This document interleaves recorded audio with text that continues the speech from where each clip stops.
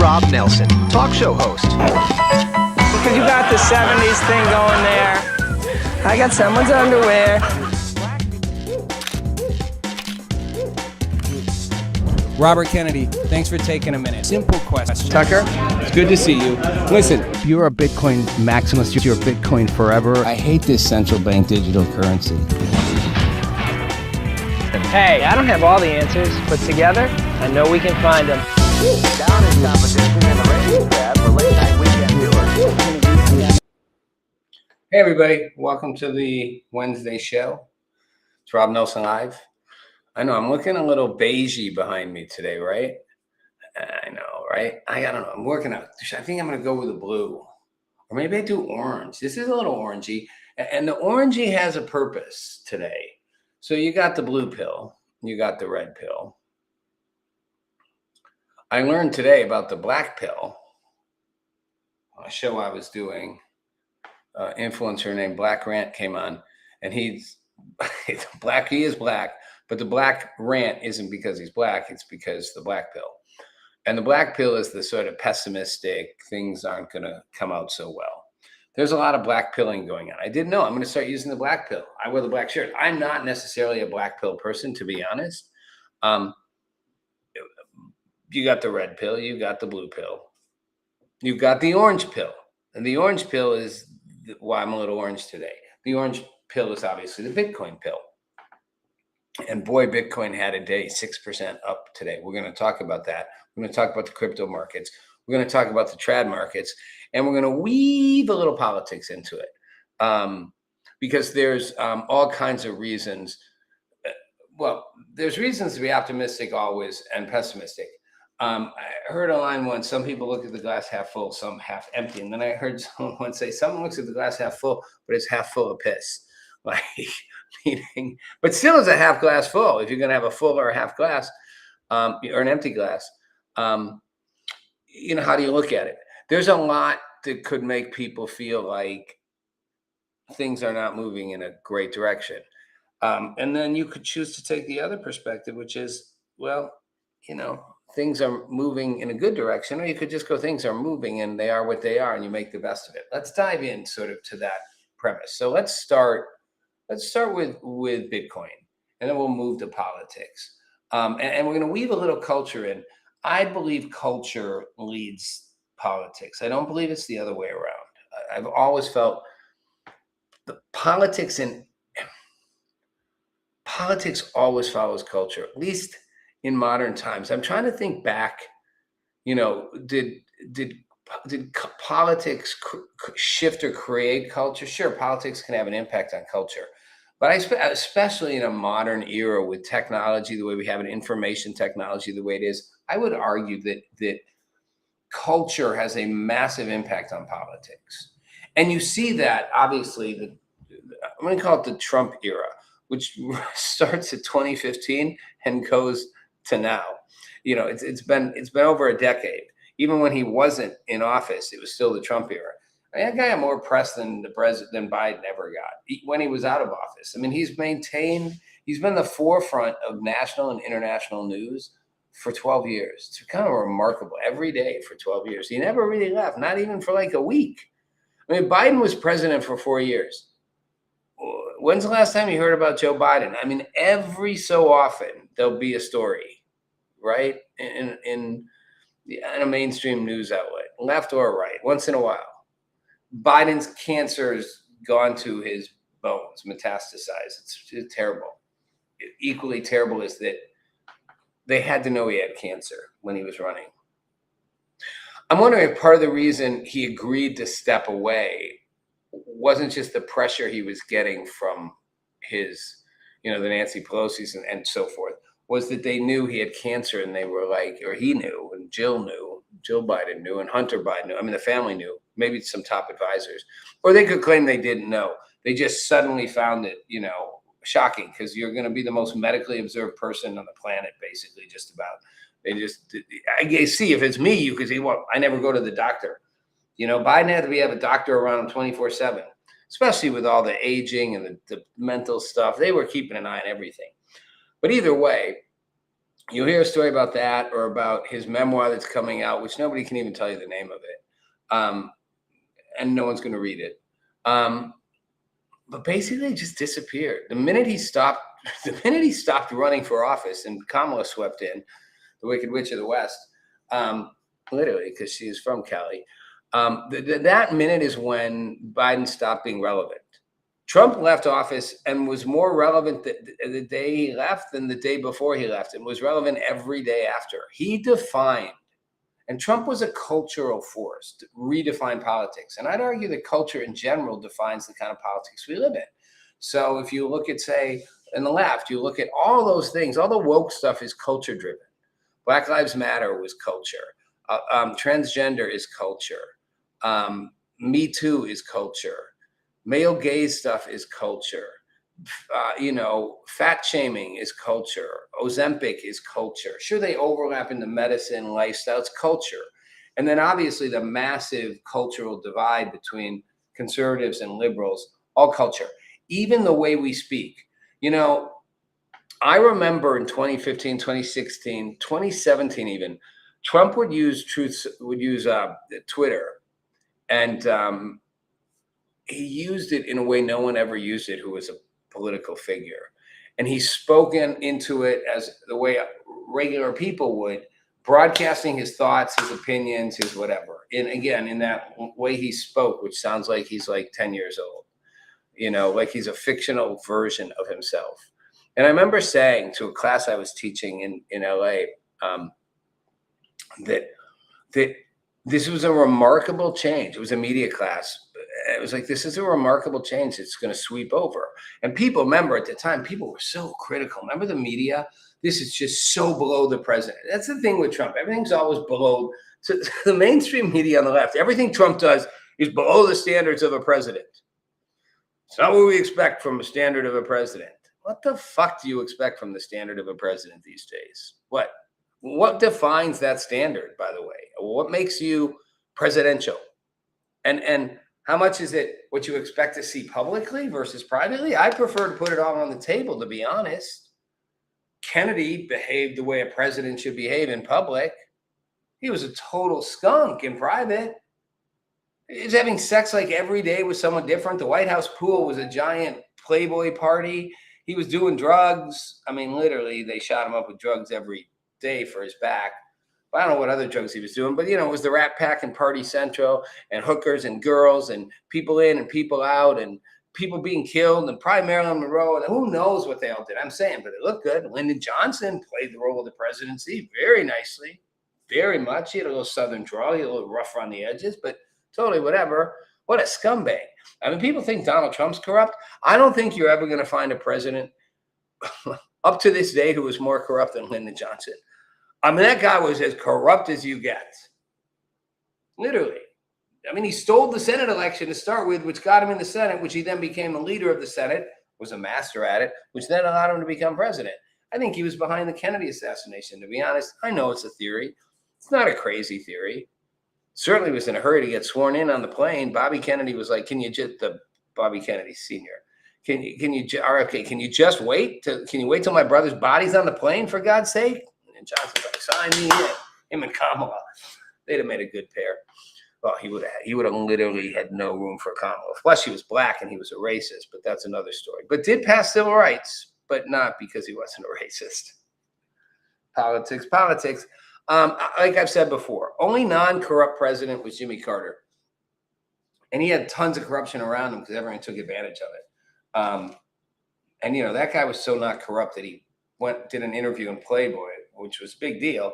But in the interview, he talks about how he sinned because he's thought of other women in his 40-year marriage at the time, or however 30, whatever it had been at the time. He and Rosalind Carter were married for like 100 years. I'm just saying. So what's the standard of a president? What's a behavioral standard? The way you treat people behind the scenes? Johnson was a monster, was an absolute monster. I don't know, Reagan, maybe. He was known to be the same guy in front as behind, kind of even-tempered. But I would simply say Trump started to shift, and people would always criticize him. That was a long sidebar. People would always criticize him for being not being it's what presidential, and Twitter was not the place a president speaks. It's not how presidents communicate. You have your press secretary, your press team issue a statement, all nice and formal. That's culture. That's how people were communicating. Trump captured that. And truly, Obama started a little using socials and that model to win voters. Trump embodied it. Trump lived in socials. And now every single world leader, every business leader uses socials. I mean, maybe Kim Jong-un in Korea doesn't. I don't know. I don't know if he's on Twitter or X now. But I mean, they all use socials. They all communicate that way. It doesn't matter what country they're from. They can be liberal countries, conservative. They all use Twitter. Iran's using Twitter, X, whatever. They're using social platforms to pump out their message, to attack one another. And that's the other thing. Now you just go right at them like it's like a backyard scrum, you know? It's like high school kids, you know, writing nasty things about each other, you know? Gavin Newsom goes after Trump and disses him and, you know, shades him, and Trump goes after everybody, and the other world leaders go after Trump and go after each other, and then they make pronounced big statements about what they're going to do, all on social media. That's culture drove politics. And same with language. You notice how all the politicians swear now? Trump's like, we're going to blow the shit out of them. Every politician saying fuck, shit. It's funny, you still can't say it. You can't put it on Instagram. You can't blast it on Instagram. You have to delete, beep it mostly, usually, and you got to cover it up. But man, every world leader's out there saying it. It's the new now. I like it. It's the real. It's the real. It never was. They were all swearing behind the scenes. Don't listen to a tape of Nixon about those Nixon, the White House tapes. He was fuck this, fuck them. Like, but never in public. I like that it's just bring it out in public, be transparent. Which leads me, I know my sidebars side, and then they bar inside, but they all come back. Transparency, which leads me to Bitcoin, and thus the Orange Bill. Digital currencies, Bitcoin, crypto, not only is it the future, it's the only transparent, fully accountable form of transactions of any kind. Bitcoin ledgers are immutable, which means they can't be altered. They can't be changed, at least not by humans. It is possible that AI in 5-10 years will figure out how to crack even the Bitcoin chain. That's something that scares me. Because the amount of compute power it would take to crack Bitcoin's chain. But just so you understand, if you're not a blockchain person, everything's on a digital ledger. It can't be altered. It can't be changed. It can't be. It's reinforced in multiple places. It gets a. Yeah, I'm doing a bad job of making this sound layperson, but essentially, nodes are reinforcing to verify everything. So when people say it's trustless, it means it can be completely trusted. It's no human intervention can mess with it. Doesn't mean humans can't take crypto and do shit with it. You know, that's what people are like, well, crypto's used to fund bad shit. Yes, and so is traditional banking money. And so are traditional banks. But whatever. So you've got a fully transparent currency, multiple currencies. It's not just the currencies. The blockchains themselves are fully transparent, which is why you could vote on the blockchain. You could have digital voting, which I know for a lot of conservatives and the Trumpers is like, no, everyone has to go in and punch a ticket. No, they don't. You don't have to go in a booth. You could have absolutely fully verifiable voting digitally on a blockchain. You could verify who people are. You could verify their votes. No one could alter it. There could be no vote. There could be no vote stealing, no cheating. Technically, you could set it up so there could be no people voting who shouldn't be able to vote. They're just scared of it. Everyone's scared of this technology, but it's coming. It's here. It's happening. It's happening way faster than most people expected. It's happening. I mean, you think iPhones and stuff like that changed fast. You think the technology in phones went fast. The technology, and even in computers, compared to like 25 years ago, the speed, 30 years ago, the speed at which computers, you know, the technology expands and grows. AI is just off the charts. Whatever AI version you're using of Claude or Gemini or Chat or whatever, you know, OpenAI, Anthropic, these guys, they are testing stuff light years ahead of what we're using already. And it's going to start coming out. the life cycle of AI technology is going to be like this. The life cycle of phones and let's just call it the computer technology was pretty short compared to most tech cycles over history. The life cycle at which the new version would come in, and eventually the old version would be obsolete, not even usable. This programming wouldn't be able to. Your phone's too old; it can't update because the updates don't. It can't hold them. It can't manage them. It can't compute them. Speed of AI is off the charts. Whatever you're using today, next year, it will be. I'm just throwing it out there. It'll be 4 times. It's a number I made up. There's people I could ask, but it'll be multiple generations ahead.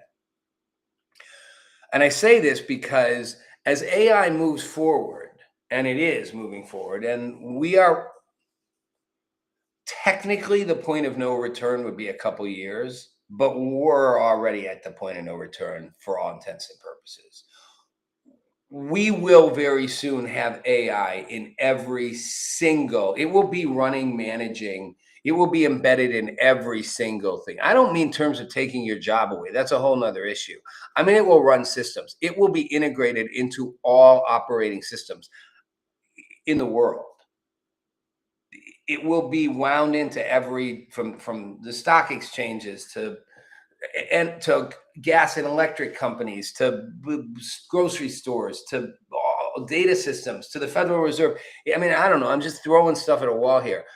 I'm not good at the trivia part where I have to come up with a list of 20 things. But just imagine every single system that right now uses information having an AI component built in. It will be interwoven in everything. And I would say that everything is in 3 to 4 years, max. It's integrated into everything, every system. And at that point, you can't unwind it. At that point, I think you can turn it off. I mean, technically, you could try to unpower it. It'd be everywhere. And the only way you could really unpower AI after that is like a giant EMP that just goes boom and shuts all the power down. But that would wipe out, half the human civilization as well. Billions of people would die in a global EMP that just shut all power systems off. All power, not like electricity, but I'm talking like every single power system just goes boom. Everything stops. That would shut AI down. But short of that, it's going to be integrated into everything. And why that's a big deal is 2 things. One, because AI will work with AIs, and that's already happening. I'm doing that. Talk to Me Taylor's doing that. I mean, a lot of people are going to start doing it, but it's early. But that early means in a year or 2 from now, it won't be so early.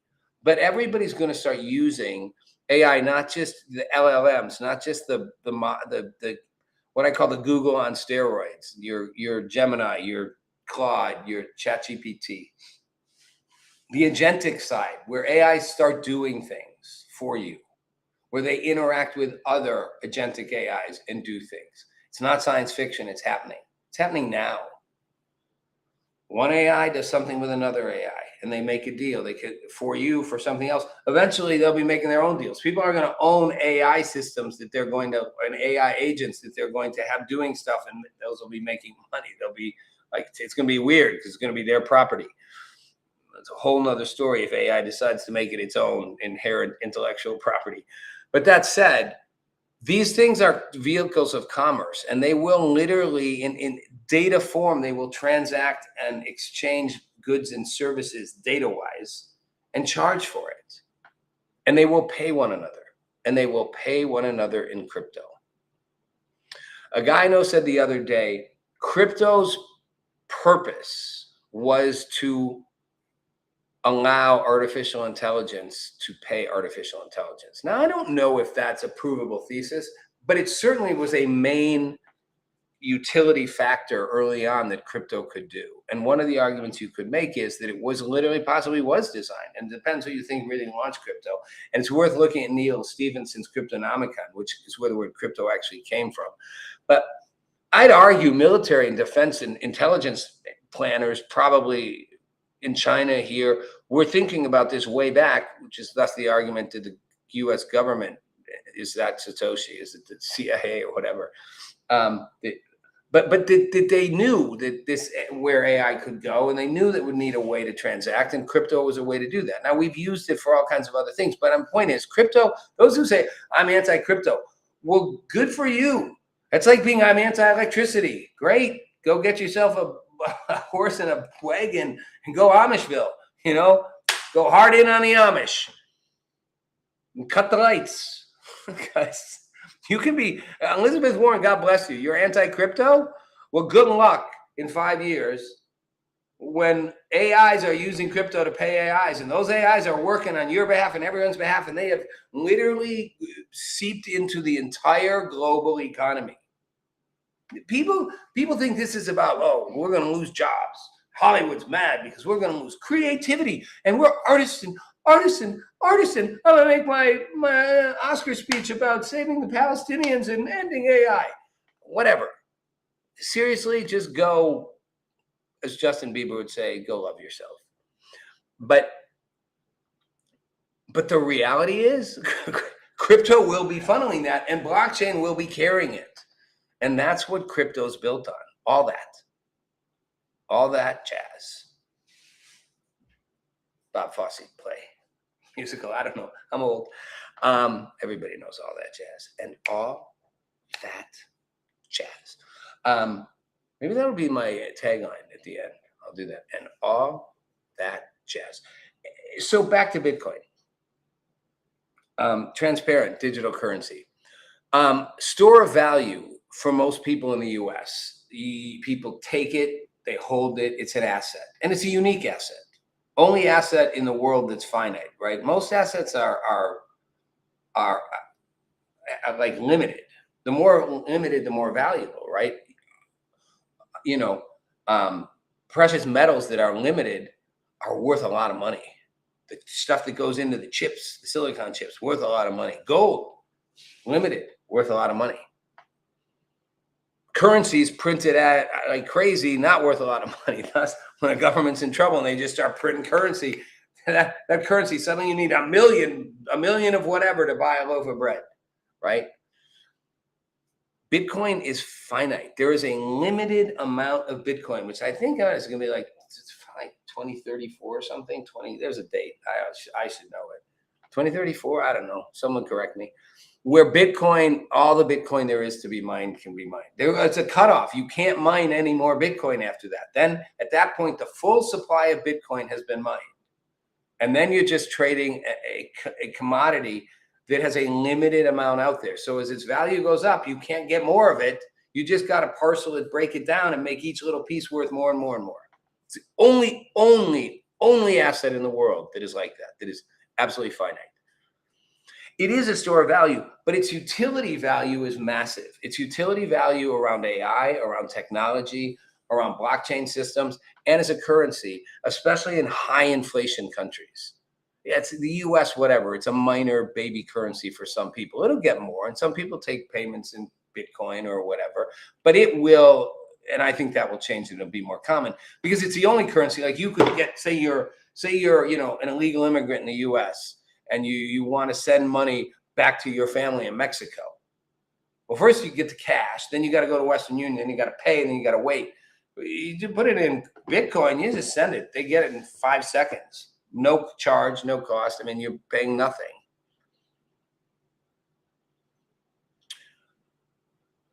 Bitcoin is not you can argue a lot of the crypto coins are definitely, it's a wild, wild west, and a lot of the what they call altcoins, some people call them shit coins, it's like playing a casino. There are some that have utility value. Those will start becoming more noticeable and present. But Bitcoin has utility value. It's a store of value. It's a major asset. It's held by most governments. Trump's proposing a Bitcoin reserve, but so is the state of Florida, so is the state of Texas, so are is the European Union, so are many countries, China, Russia, whatever. Major institutional investors are into Bitcoin. There's a Bitcoin ETF. You've got even finally, my bank, Morgan Stanley, finally came on board and now is allowing for financial advisors to start involving crypto in their portfolios of their clients. It's happening. and certainly with Bitcoin. And, and you can't fight it. Here to stay. Major companies are buying a small amount of Bitcoin in their portfolios. So not just other, they have portfolios just like a person, which makes up their wealth that they have as a company, their value.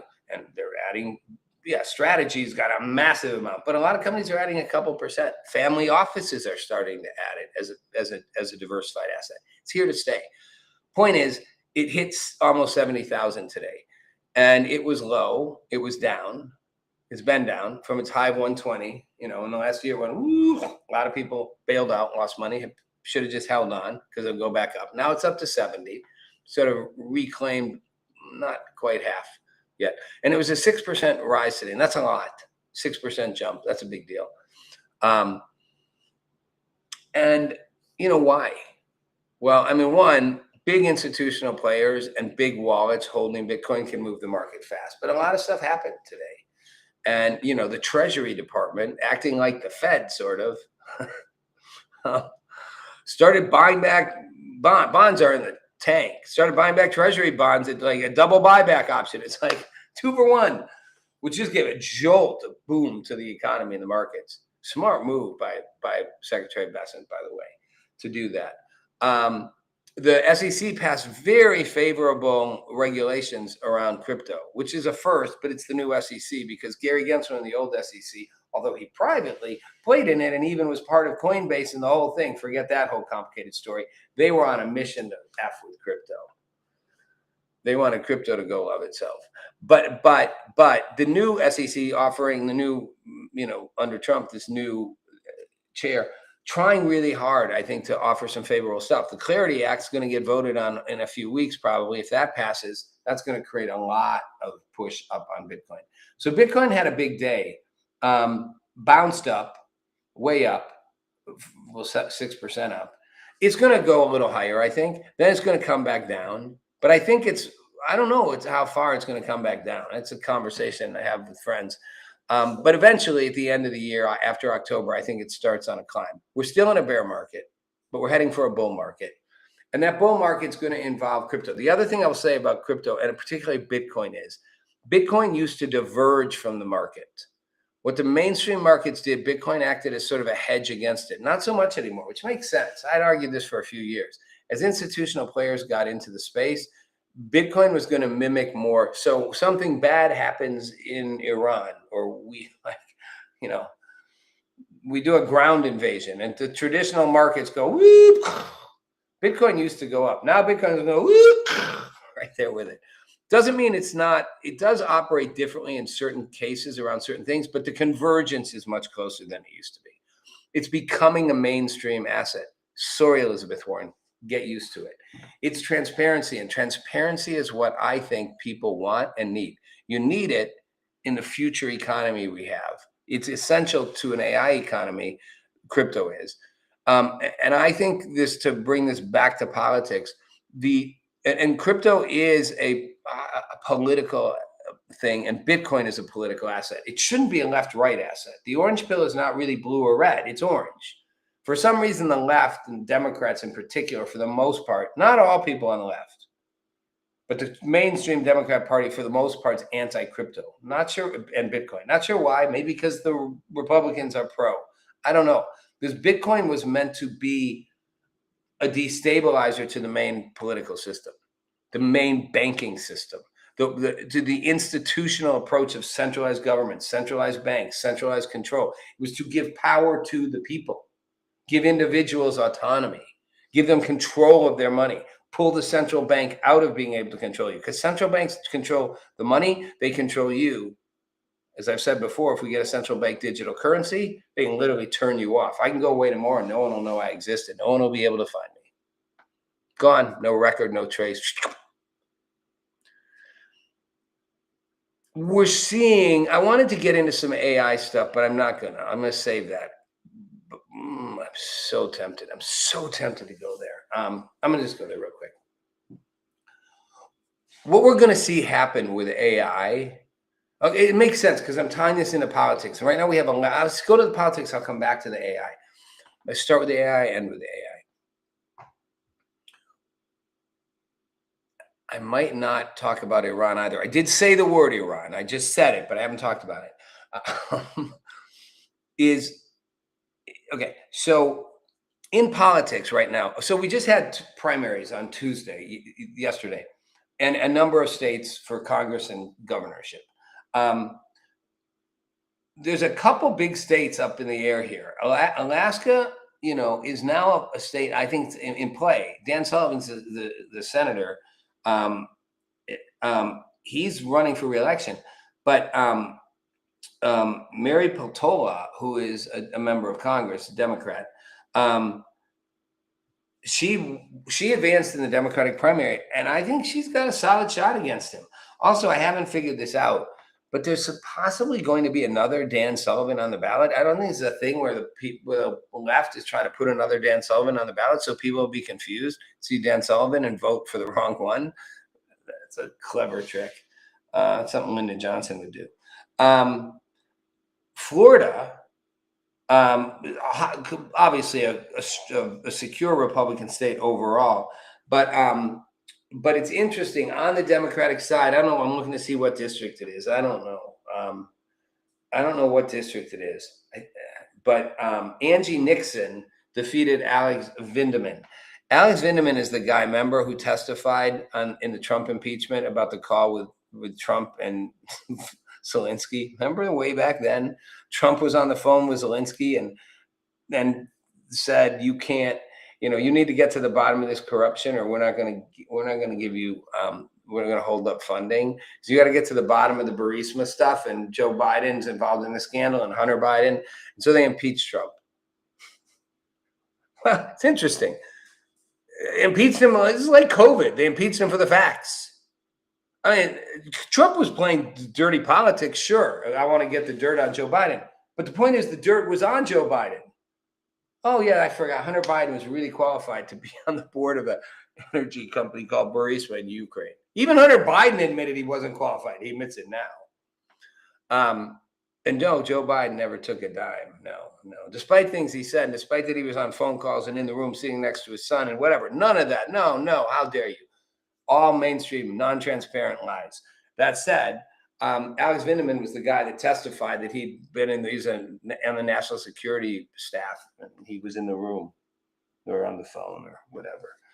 They didn't succeed at getting Trump out of office, but Alex Vindeman was the darling of the media. He ran and he raised 16 times the amount of money that Angie Nixon raised. Angie Nixon is, wait for it, yes, a Democratic socialist. We're seeing again and again these Democratic socialists who are winning with way less money, El Said, with way less money than the mainstream Democratic Party is putting in. This is the Democratic primaries. Republicans aren't part of this. They could be throwing money in, as Democrats could to a Republican side, but these are the Democrats fighting for it.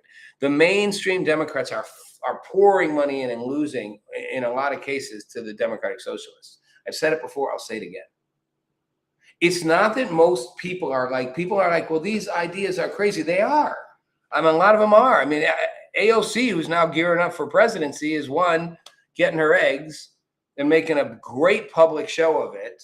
Modern, woman, dump the fiance and doing it herself. But more importantly, she's laughing at what she calls woke one. We were crazy back then with that stuff. Crazy with those ideas. She's pissing off the progressives. Because they're like, what do you mean we're crazy? What are you saying we're crazy? We're not crazy. These are good things. The head of the DSA, the co-chair, whatever, saw her on CNN explaining these things. She does a good job trying to make it sound rational why you should get rid of the president, get rid of the Senate, make our parliamentary system, get rid of prisons ultimately, but you somehow find a way to lock up the worst of the worst, eliminate the police, free rent, everything. I get it.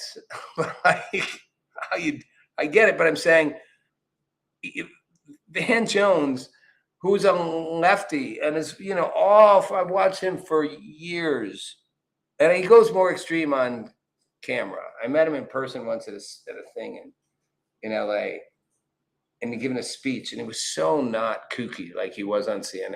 And I said, why are you so much more extreme on CNN? He's like, well, that's my audience. Everybody plays to an audience. And that's the thing, right? We pick on people for saying things like Trump did blank. Trump's playing to an audience. It's not stupid. Everyone plays to an audience. Bill Maher plays to an audience. You play to an audience. I play to an audience. So, you know, it's sidebar. I'm going to sidebar myself right out of it. The thing that people are drawn to about these DSA candidates is what they're offering is not really something only the left wants. They're offering what MAGA wants too. Not the defund the police stuff, not what AOC calls the crazy woke, but the core things. Affordable health care. My insurance doubled. I pay so much in insurance, it's insane for a single plan. I pay like $1,600 a month for a plan with a $7,000 deductible, meaning I got to spend $7,000 of my own money on top of $1,600 a month before I get $1 from them, except for like co-pays to go visit a doctor. So that's, you know, do the math. It's $27,000, $28,000 a year for health insurance. Jesus, that's a lot for one person. And it's not even the world's best plan. It's like a bronze plan. It's not gold. People can't afford their health insurance. It's double their rent in some cases. And they're struggling to pay their rent. So people are not going to have to choose between rent and healthcare. And they can't, food's expensive. Food's crazy expensive. Donald Trump says, oh, gas is a little more expensive. Gas in Nashville. Gas is like 30 to 40% up in most states from what it was like 10 months ago. That's not a little bit. That's a lot. If you were paying $3 a gallon for gas, now you're paying, you know, $4.50 or whatever. You're paying $2.79. Now you're paying $3.59. I mean, it's a lot. That's a big difference when you're putting it in your car every week. People feel it. Food, energy, costs of living. And they feel they got a government that's not transparent, not working for them. Both sides aren't working for them. The extremes aren't working for them. MAGA doesn't like what's happening. They want focus on people at home, focus here, focus on cost of living, focus on affordability, focus on the economy. Hate to say James Carville again. He's old and tired now, but he was right. It's the economy, stupid. And the people on the left want it. People in the middle want it. So the reason these candidates are winning, the Angie Nixon, I mean, Vindeman was a joke anyway, but he got a ton of money, 16 times what she had, you know, and Peltola, we'll see. Mary Peltola is going to be interesting. She's not as far left, but it's going to be it's going to be interesting. Wisconsin, I don't know Wisconsin, where I'm from. I don't know what kind of state Wisconsin is. It's purple, maybe, sort of, not. I don't know. But, the far left socialists didn't win the nomination there. But that's a fluke. And again, people focus on their crazy ideas, not on what they're appealing to. Mandami appealed to a bunch of Jews in New York. He's an anti-Semite with a wife who's literally like an anti-Semite on steroids. I mean, they hate the Jews. Let's be honest. Let's just be honest. And they voted for him because he promised them things people want. Republicans better wake up. But again, there's not much transparency in any of it. And the divide is so strong that the right looks at the DSA and simply pounces on a bunch of commies. There are a bunch of commies, a bunch of communists want to defund the police. Even your star mainstream progressive candidate, AOC, who, give her credit, she knows she's a Trump in that way. She's a Trumper in her own way. She knows how to get the spotlight. She knows how to keep the focus on her. She knows how to connect. Even she's smart enough to walk away from the crazy woke stuff. My Van Jones thing, I kind of lost the plot in that one. I'll weave back to it. He was on CNN and he basically said, my party, I don't want to be identified with a party that's for all these crazy things. Women in biological men and women's sports, defund the police, get rid of the presidency, get rid of the Senate. He's like, these nutty ideas. I'm not part of my party. And he's a progressive. It's not the point that some of these people have crazy extreme views. It's the point that there's a common thread around issues that matter to people: affordability, costs that being able to pay your rent, being able to live, being able to have health insurance, for God's sake. It's absurd that people can't get health insurance. I'm sorry. I'm not saying universal health care is the answer, but the fact that we are the richest country in the world and we can't figure out how to give Americans affordable health care is insane. People are being priced out of living and they want something else. That's all they're appealing to. But the Republicans are going to jump on it the same way the liberals are going to jump on the conservatives when they have good ideas. And to be honest, Trump has some good ideas and he's done some really good things. And he's made some really smart moves, especially around the economy. They're just going to jump all over him for it. You know, they're going to just attack him. And they are going to attack the Republicans for it too.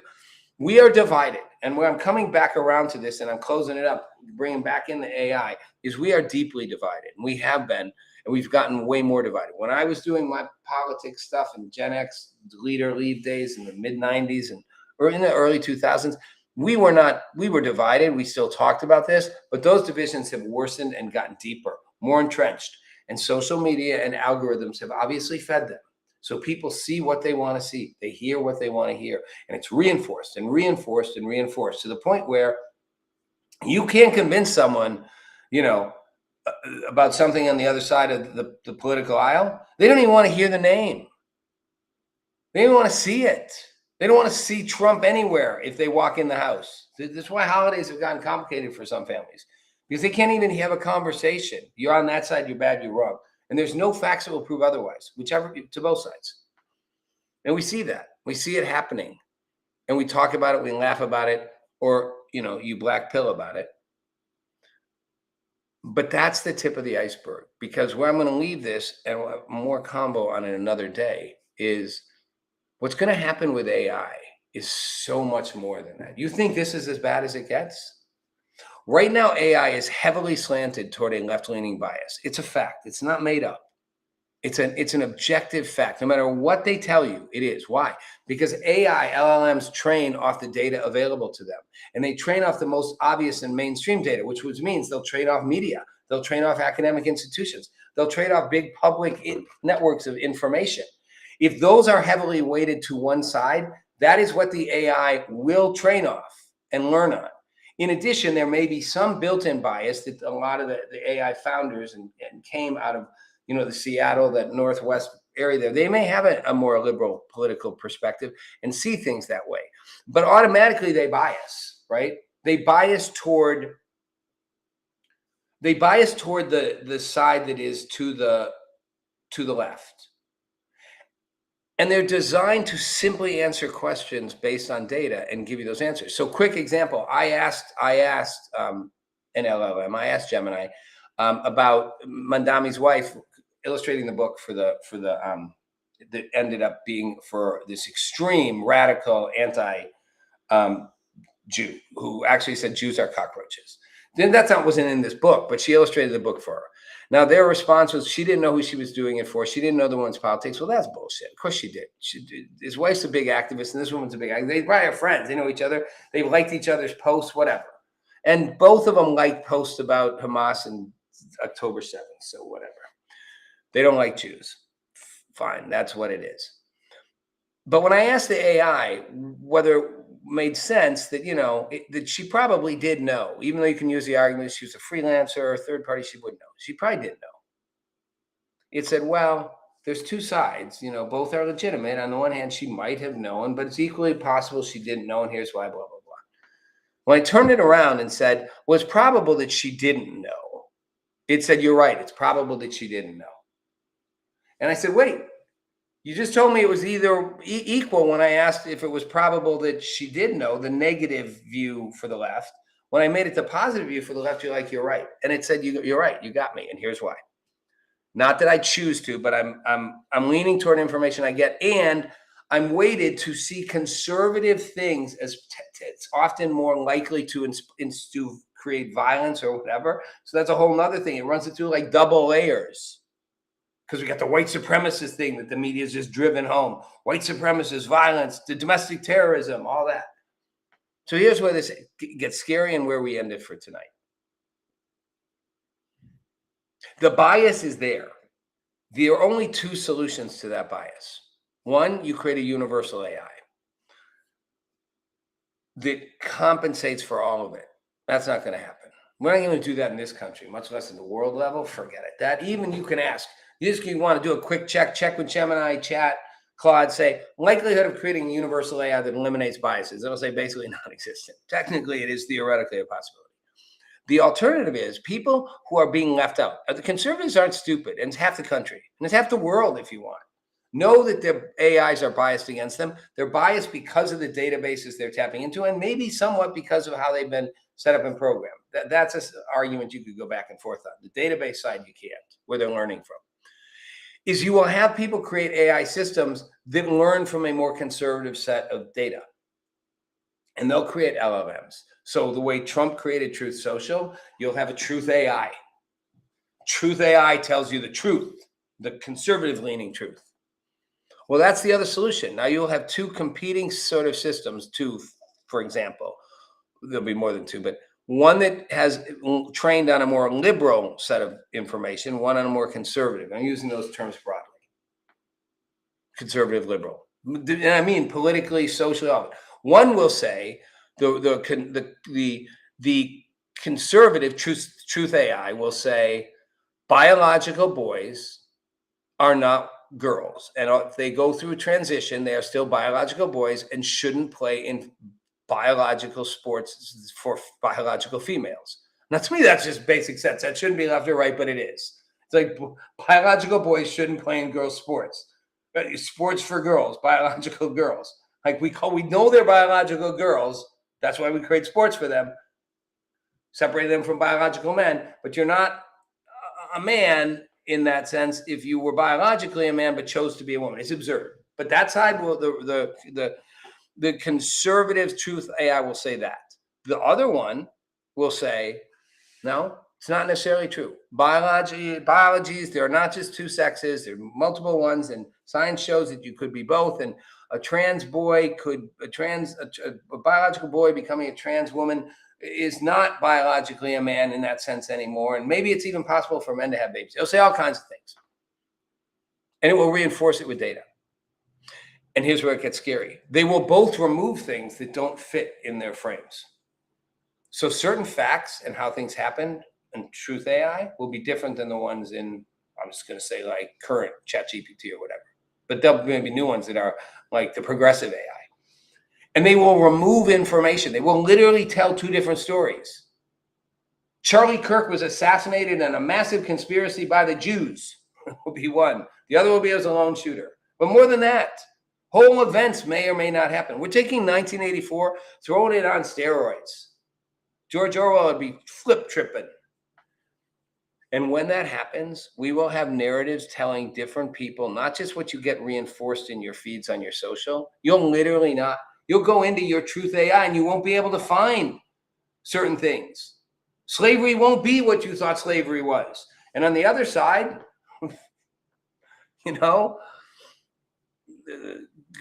COVID will always be a massive plague that could have killed all of us, and praise the Lord for St. Fauci.